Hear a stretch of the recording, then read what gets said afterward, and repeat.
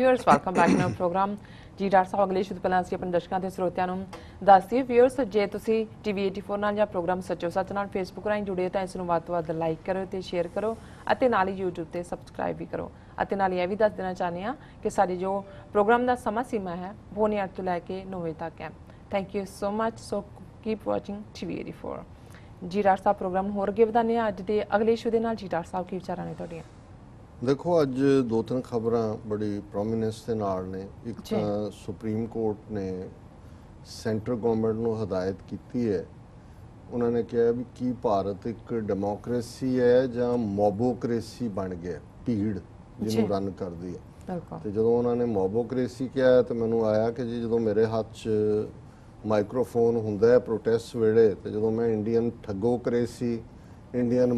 Mobocracy Shem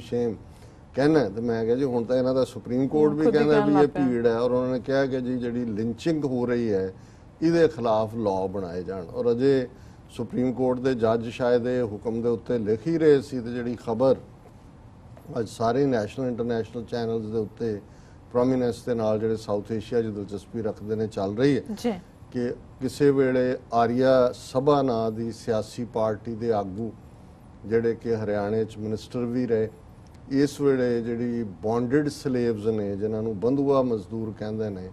उन्हां दे मुद्दे नूं हाईलाइट करते हैं उम्र भी उन्हां दी जिहड़ी है लगभग 79 साल है स्वामी अग्निवेश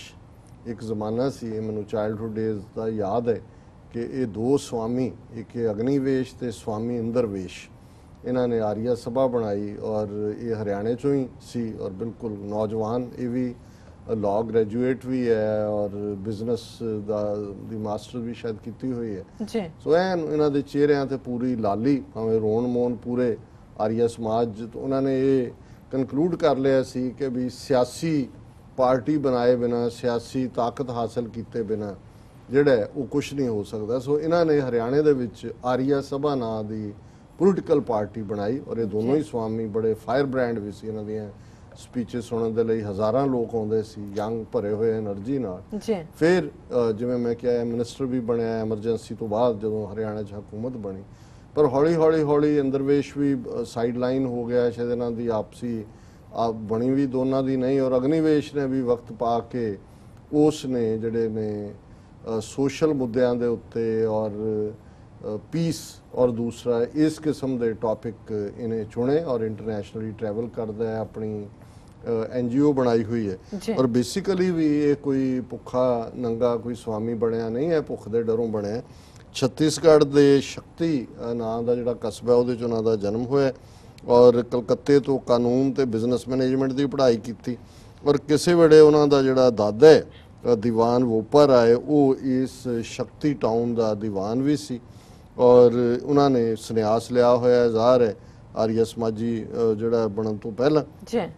और इस तो बाद उन्होंने जिहड़ी ऑर्गेनाइजेशन बंधुआ मुक्ति मोर्चा उन्होंने ऑर्गेनाइजेशन का नाम है और ये सारा जिहड़ा उन्होंने पहला भी वो एक हिम्मत वाला भी है जिथे भी किते हुंदा है इन्हें ही जो इसके पिछे जे केस भी किए गए और स्याही भी शायद सुट्टी गई इन्हें कहा सी भी ये अमरनाथ यात्रा के नाम थले और ये सब फ्रॉड ने और इन्हां च कुछ नहीं है और ये लोकां नूं जिहड़े असली लोकां दे मुद्दे ने उन्हां तों भटकाउण दे लई जिहड़ा ये सारा काम किया जा रहा हुण इस वेले भारत का सूबा झारखंड जिथे कि BJP की हुकूमत है वो बिल्कुल मोबोक्रेसी बनया है गुंडियां दा डैन है और उत्थे किवें क्रिश्चियनां दे उत्ते ईसाइयां दे जिहड़ा वो हमले चर्चिस दे उत्ते हमले और हुण जिहड़ी इन्हां दी मदर टेरेसा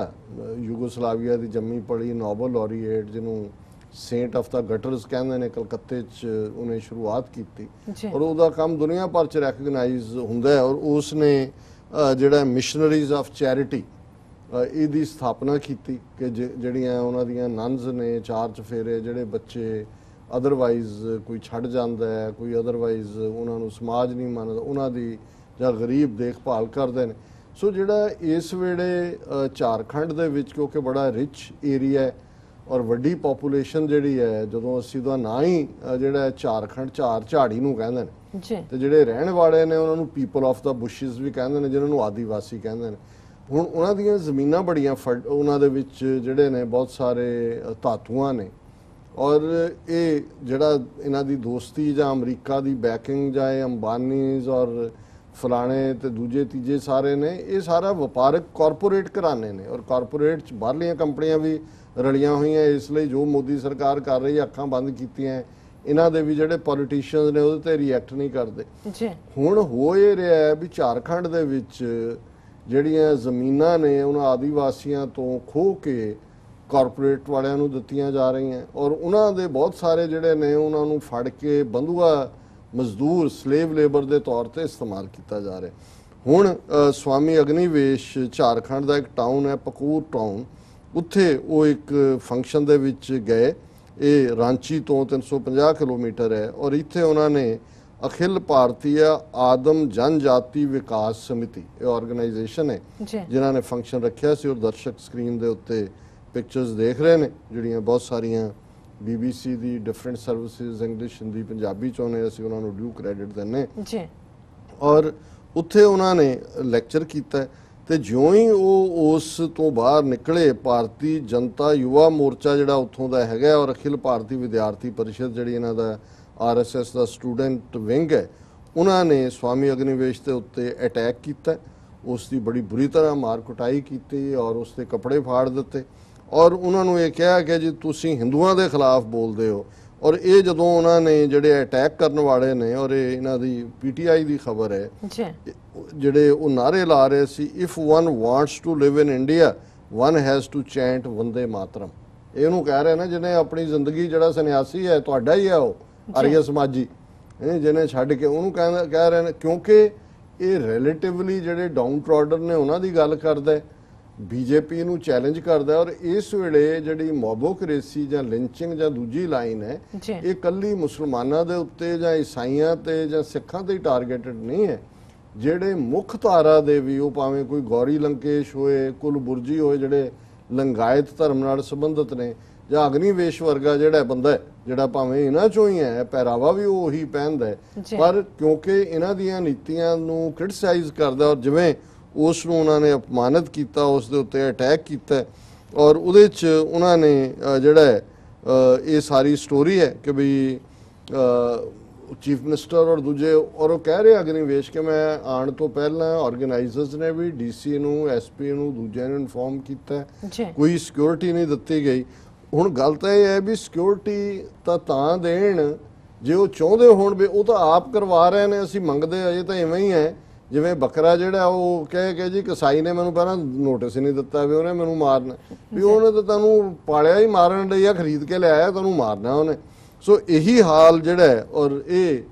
ਫੁੱਲ ਪਬਲਿਕ ਗਲੇਅਰ ਦੇ ਵਿੱਚ ਹੋ ਰਿਹਾ ਔਰ ਉਹਨੂੰ ਉਹਨਾਂ ਦੇ ਜਿਹੜੇ ਨੇ ਜਸਟੀਫਾਈ ਕਰ ਰਹੇ ਨੇ। ਔਰ ਇਹ ਗੱਲ ਇੱਥੇ ਨਹੀਂ, ਅਸੀਂ ਜਿਵੇਂ ਸ਼ਸ਼ੀ ਥਰੂਰ ਦਾ ਇਸ਼ੂ ਡਿਸਕਸ ਕੀਤਾ ਸੀ ਕਿ ਉਹਨੇ ਕਿਹਾ ਕਿ ਵੀ ਇਹ ਜੇ ਦੁਬਾਰਾ 2019 ਚ BJP ਆ ਗਈ ਤੇ ਹਿੰਦੂ ਪਾਕਿਸਤਾਨ ਬਣ ਜਾਏਗਾ। ਹੁਣ ਜ਼ਾਹਰ ਹੈ ਉਹਨੇ ਇਹ ਕਹਿਣਾ ਤਾਂ ਇਹੀ ਚਾਹਿਆ ਕਿ ਜਿਵੇਂ ਮਜ਼ਹਬ ਆਧਾਰਿਤ ਮੁਲਕ ਇਸਲਾਮ ਹੋਣ ਦੇ ਵਿੱਚ ਆਇਆ, ਫਿਰ ਇੰਡੀਆ ਦੇ ਵਿੱਚ ਬਾਕੀ ਧਰਮਾਂ ਦੇ ਲਈ ਕੋਈ ਥਾਂ ਨਹੀਂ ਰਹੇਗੀ, ਹਿੰਦੂਆਂ ਦਾ ਮੁਲਕ ਹੋਏਗਾ। ਪਰ ਉਹਨਾਂ ਨੇ ਉਸ ਦੇ ਖਿਲਾਫ ਕੇਸ ਵੀ ਰਜਿਸਟਰ ਕਰਾਏ ਨੇ ਥਾਂ ਥਾਂ।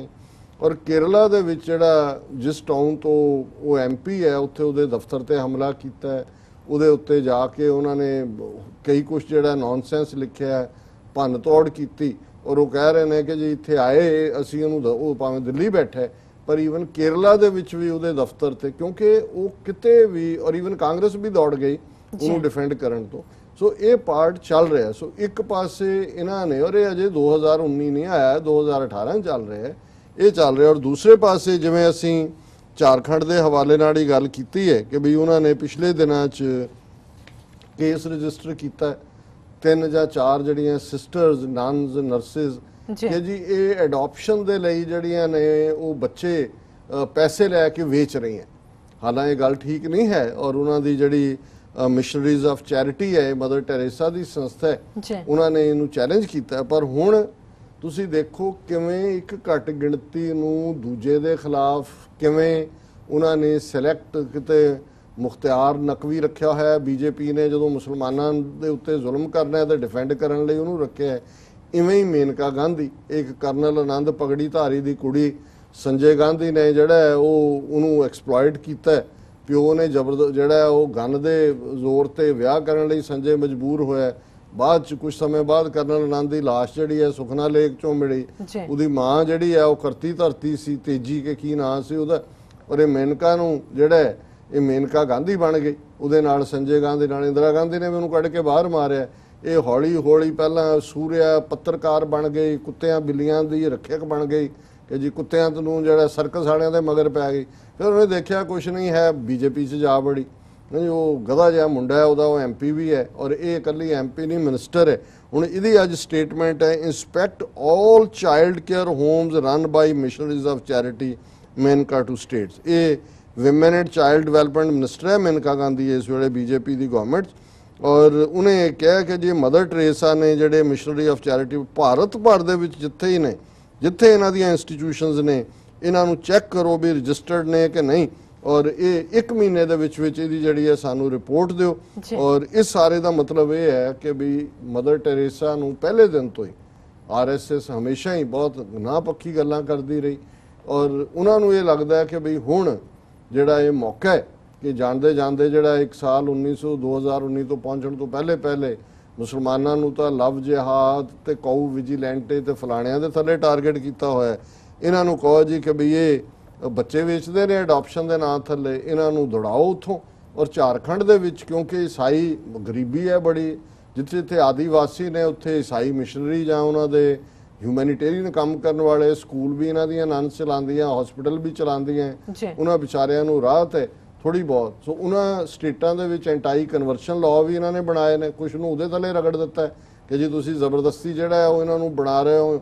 ਈਸਾਈ। ਤੇ ਹੁਣ ਜਿਹੜਾ ਹਿਊਮੈਨਿਟੇਰੀਅਨ ਕੰਮ ਹੈ ਇਹਨਾਂ ਦਾ ਮਦਰ ਟੈਰੇਸਾ ਦਾ, ਇਹ ਕਹਿ ਕੇ ਜੀ ਤੁਸੀਂ ਤਾਂ ਬੱਚੇ ਵੇਚ ਰਹੇ ਹੋ,